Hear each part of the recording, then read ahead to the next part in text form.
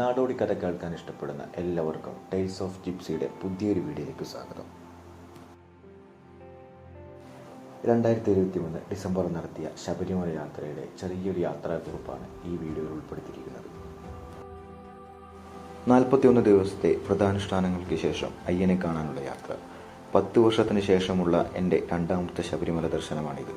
പോയാൽ സൈക്കിൾ മാത്രമേ പോകൂ എന്ന് ശാഠ്യം പിടിച്ചു നിർന്ന 41 ദിനങ്ങൾ. അതുകൊണ്ട് തന്നെ പ്രാക്ടീസ് വളരെ കുറവായിരുന്നു. പണിക്ക് പോകുന്നതിനിടയ്ക്കും സ്വിമ്മിങ് ട്രെയിനിങ്ങിനിടയ്ക്കും ശരിക്കും ഞാൻ സൈക്കിള് ചവിട്ടി പ്രാക്ടീസ് ചെയ്യാൻ തന്നെ മറന്നുപോയി. അതിൻ്റെ ഒരു ആരോഗ്യ പ്രശ്നം എനിക്ക് സൈക്കിള് ചവിട്ടി പോകുന്നതിനിടയ്ക്ക് മുഴുവനെ ഉണ്ടായിരുന്നു. കഴിഞ്ഞ തവണ പറശ്ശിനിക്കടവ് പോയതിൻ്റെ ആരോഗ്യ പ്രശ്നങ്ങൾ ചെറുതായിട്ട് അനുഭവപ്പെടുന്നുണ്ട്. എന്നിരുന്നാലും അതൊന്നും കാര്യമാക്കാതെ എത്തുന്ന ഇടം വരെ സൈക്കിളിൽ പോവാം. അവിടെ നിന്ന് പിന്നെ എങ്ങനെയെങ്കിലും ഇരുമേനി വരെ, പിന്നെ അവിടെ നിന്ന് ശബരിമല വരെ 58 കിലോമീറ്റർ മല ചവിട്ടിയുള്ള കാൽനടയാത്ര, കാനനയാത്ര. ഓൾ ഇന്ത്യ സൈക്ലിംഗ് പോകുന്നതിൻ്റെ എല്ലാ ആവേശത്തോടെയായിരുന്നു ഞാൻ ഇറങ്ങിയത്.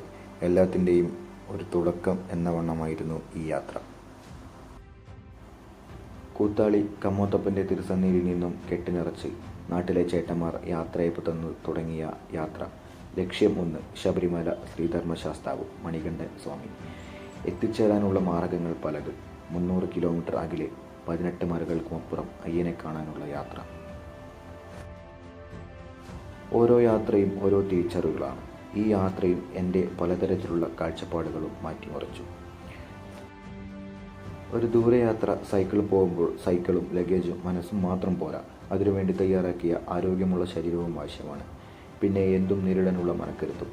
ദിവസവും ഞാൻ കണി കണ്ടുണരുന്നത് റൂമിലെ സൈക്കിളാണ്. പക്ഷേ പ്രാക്ടീസ് വളരെ കുറവായിരുന്നു. Practice makes a man perfect എന്നാണ് ശരിക്കും പറയുന്നത്. ഓടി നടന്നുള്ള പണിത്തിരക്കിനിടയിലും സ്വിമ്മിംഗ് ട്രെയിനിങ് കൊടുക്കുന്നതിനിടയിലും സൈക്കിളിൽ ചവിട്ടി മെയ്വഴക്കത്തിലേക്ക് എത്താൻ ഞാൻ മറന്നു. പോകുന്ന വഴി ഞാൻ അത്രയും ആലോചിച്ചു, ഒരാഴ്ചയെങ്കിലും ഞാൻ സൈക്കിൾ ചവിട്ടി പ്രാക്ടീസ് ചെയ്ത് ഒരു മെയ്വഴക്കം കൊണ്ടുവരേണ്ടതുണ്ടായിരുന്നു എന്ന്. പക്ഷേ എന്തോ കാരണം കൊണ്ട്, എന്തൊക്കെയോ കൊണ്ട് അത് നടന്നില്ല. പക്ഷെ എന്നാലും അതൊന്നും കാര്യമൊക്കെ തന്നെയാണ് ഈ യാത്ര ഞാൻ പോയി തുടങ്ങിയിരുന്നത്. മുന്നോട്ടേക്ക് മെല്ലെ മെല്ലെ പതിയെ പോയിക്കൊണ്ടിരുന്നപ്പോഴും മുട്ടുവേദന അധികം കാര്യമൊക്കെ തന്നെ ഞാൻ മുന്നോട്ട് ചവിട്ടി നീങ്ങി.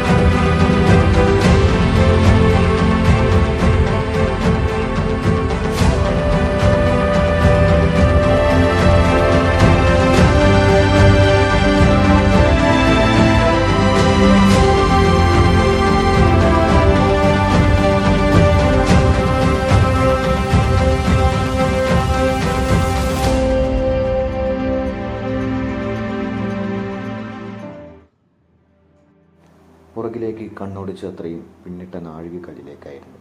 ഇനിയും വേഗത്തിൽ മുന്നോട്ട് എന്ന ഊർജം മാത്രമാണ് എനിക്കത് തന്നത്. എനിക്ക് എന്നിലേക്ക് തന്നെ ഒരു കണ്ടെത്തൽ, ഒരു വഴിവെട്ടി എന്നോണമെന്നാണ് ഈ യാത്രയെ ഞാൻ നോക്കിക്കാണുന്നത്.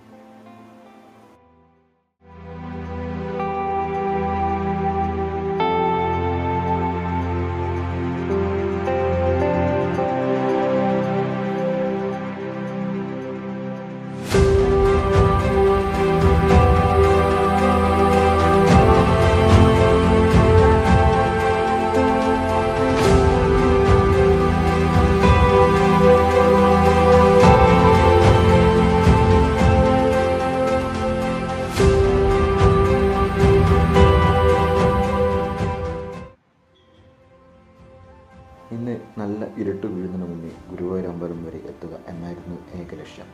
നാട്ടിൽ നിന്നും ഗുരുവായൂർ വരെ 150 കിലോമീറ്റർ അധികമുണ്ട്. കിലോമീറ്റർ കുറയുന്നതനുസരിച്ച് സമയം നല്ല വേഗത്തിലാണ് മുന്നോട്ട് പോയിക്കൊണ്ടിരുന്നത്. കോഴിക്കോട് നഗരത്തിൻ്റെ മനോഹരതയിൽ വലം വെച്ചുകൊണ്ടായിരുന്നു എൻ്റെ ഈ സൈക്കിൾ യാത്ര.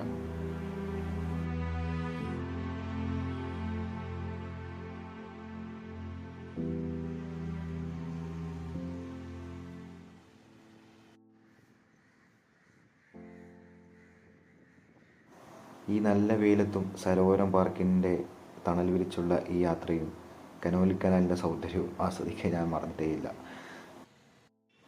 നഗരസഭ മുൻകൈയെടുത്ത് ഈ കനോലി കനാൽ വൃത്തിയാക്കിയിരുന്നെങ്കിൽ ടൂറിസം വകുപ്പിന് അത്രയേറെ ആകർഷകമായിട്ടുള്ള മറ്റൊന്നും കോഴിക്കോട് ഹൃദയഭാഗത്ത് വേറെയൊന്നില്ല.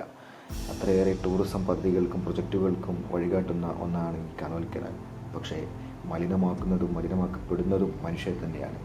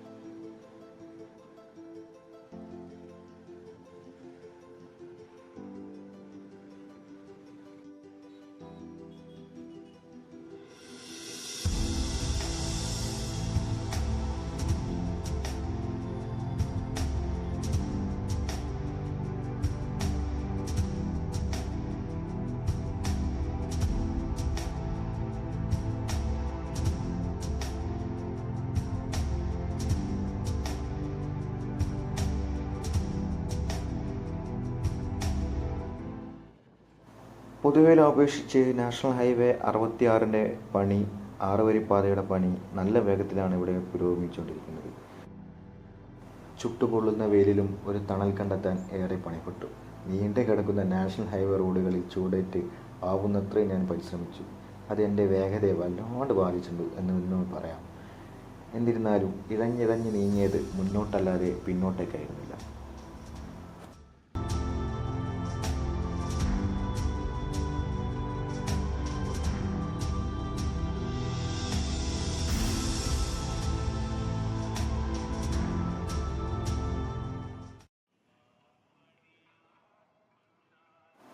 ചമ്രവട്ടം. ഇവിടെ നിന്നുമാണ് എന്നെ ഒരാൾ ശ്രദ്ധിക്കാൻ തുടങ്ങിയത്. ആ കാര്യം ഞാൻ അറിഞ്ഞത് കുറച്ച് ദൂരെ 35 കിലോമീറ്റർ പിന്നിട്ടപ്പോഴാണ്. ഗുരുവായൂർക്ക് ഏകദേശം 25 കിലോമീറ്റർ ബാക്കി നിൽക്കെ വഴിയിൽ നിന്നും കണ്ടുമുട്ടിയ ഒരു സുഹൃത്ത്. പേര് ഫായിസ് മുഹമ്മദ്. മദ്രസയിൽ ക്ലാസ് എടുക്കുന്ന ഒരു അധ്യാപകനാണ്. ആൾ ചമ്രവട്ടം മുതൽ എന്നെ ശ്രദ്ധിക്കുന്നുണ്ട്. ഏകദേശം 35 കിലോമീറ്റർ പുറകെ നിന്നു. പിന്നീട് അപ്രതീക്ഷിതമായാണ് ഞാനും പുള്ളിക്കാരനും തമ്മിൽ കണ്ടുമുട്ടിയത്.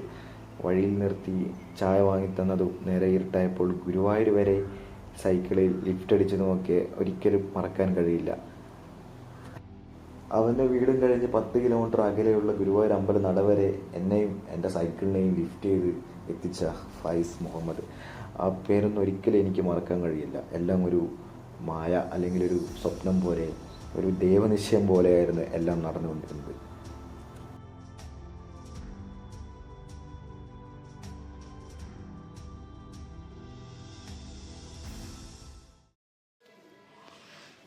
$150 കിലോമീറ്ററോളമുള്ള യാത്രയുടെ പരിസമാപ്തി. ഗുരുവായൂർ അമ്പലം നടയിലെത്തി. ഇനി ഇവിടം വരെ എത്താനുള്ള ഒറ്റ കാരണം ഉണ്ടായിരുന്നുള്ളൂ. രാത്രിയാവുന്നതിന് മുന്നേ ഗുരുവായൂർ അമ്പലത്തിലെത്തുക എന്ന ഒറ്റ ലക്ഷ്യം മാത്രം. അതാണ് ഏറ്റവും വലിയ കാരണം.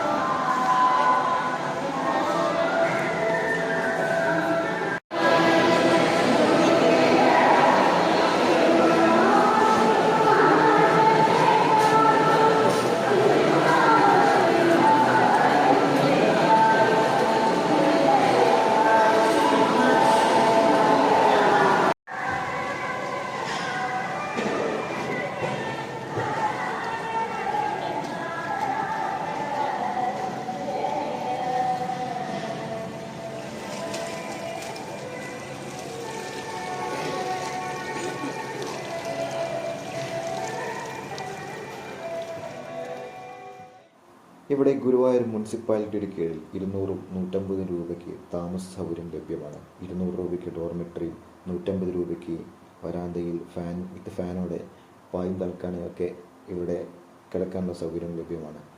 അതിൻ്റെ കൂടെ തന്നെ ലോക്കർ സംവിധാനവും ബാത്റൂം ഫെസിലിറ്റിയും ഒക്കെ ഇവിടെ ഉണ്ട്.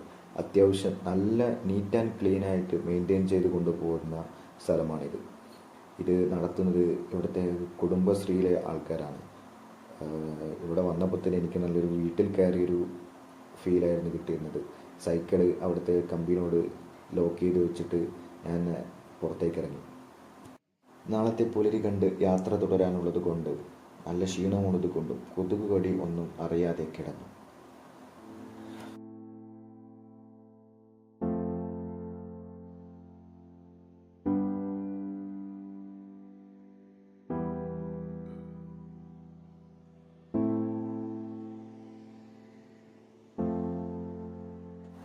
രാവിലത്തെ ബ്രേക്ക്ഫാസ്റ്റ് ഇതാ ഈ കാണുന്ന കടയിലായിരുന്നു. 3 പൊറാട്ടയും കടലക്കറിയും ഒരു ചായയും. ഇതെല്ലാം കൂടെ 30 രൂപയും.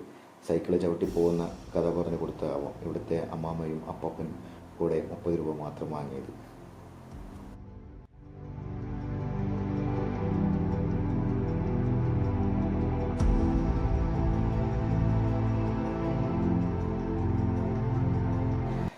ഏകദേശം ഉച്ച ആയപ്പോഴേക്കും കൊടുങ്ങല്ലൂർ എത്തിച്ചേർന്നു. അപ്രതീക്ഷിതമായാണ് അമ്പലത്തിലെത്തിപ്പെട്ടത്. ഈ വഴിയാണ് അമ്പലം എന്ന് എനിക്കറിയാം, പക്ഷേ എവിടെയാണ് എങ്ങനെയാണ് ഒന്നും എനിക്കൊരു പിടുത്തമില്ലായിരുന്നു. പോവാനും കാണാനും ഏറെ ആഗ്രഹിച്ച ഒരിടം. അവിടെ എത്തിയപ്പോൾ തന്നെ ദാഹം തീർക്കെ കുടിക്കാൻ സംഭാരവും കിട്ടി. ഏതു സമയവും കൊടുങ്ങല്ലൂരിലെ അമ്മയെ കാണാൻ ഇവിടെ ജനത്തിരക്കാണ്.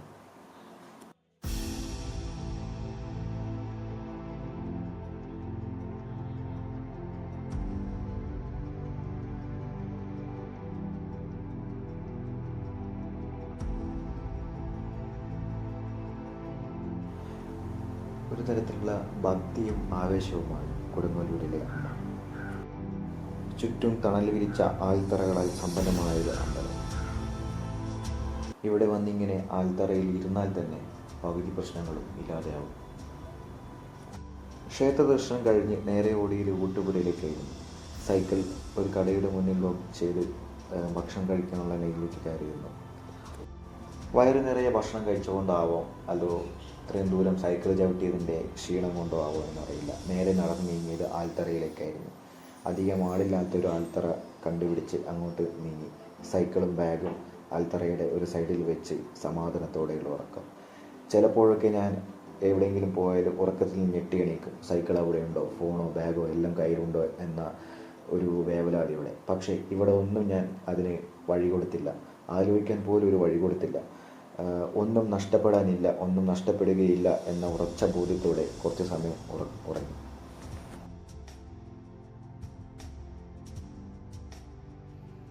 മുട്ടുവേദന മുന്നോട്ട് പോകുന്നതോറും കൂടി വന്നു. ആലുവ എത്തിയപ്പോൾ ചിന്ത രണ്ടായി. ഇങ്ങനെ ഈ തോതിൽ സൈക്കിൾ ചവിട്ടി ഞാൻ മുന്നോട്ട് പോവുകയാണെങ്കിൽ എനിക്ക് മല ചവിട്ടാൻ കഴിയില്ല. 100 തവണ മനസ്സിൽ ആലോചിച്ച ശേഷം സൈക്കിൾ ആലുവ റെയിൽവേ സ്റ്റേഷനിൽ നിന്നും കോഴിക്കോട് റെയിൽവേ സ്റ്റേഷനിലേക്ക് പാർസൽ ചെയ്തു. ഒരു മാർഗമടഞ്ഞാൽ മറ്റൊരു മാർഗത്തിലേക്ക് കണ്ടെത്തുക. പക്ഷേ ആ മാർഗം അടഞ്ഞു പോയി എന്ന് വിചാരിച്ചുകൊണ്ട് ഞാനവിടെ നിന്നില്ല. ശരിക്കും വിഷമമുണ്ട് സൈക്കിൾ ചവിട്ടി അതുവരെ ലക്ഷ്യസ്ഥാനം വരെ എത്താൻ പറ്റാത്തതിൻ്റെ പക്ഷം. പക്ഷേ മാർഗമല്ല പ്രധാനം, ലക്ഷ്യമാണ്. ശബരിമല വരെ എത്തുക എന്നാണ് എൻ്റെ ലക്ഷ്യം. ഇനി ആലുവയിൽ നിന്നും ചെങ്ങന്നൂരേക്ക് ട്രെയിൻ മാർഗം എത്തിച്ചേരണം. അവിടെ നിന്ന് പത്തനംതിട്ടയ്ക്ക് ബസ് വഴി, പിന്നെ അവിടെ നിന്നും KSRTC ബസ് മാർഗം എരുമേലി.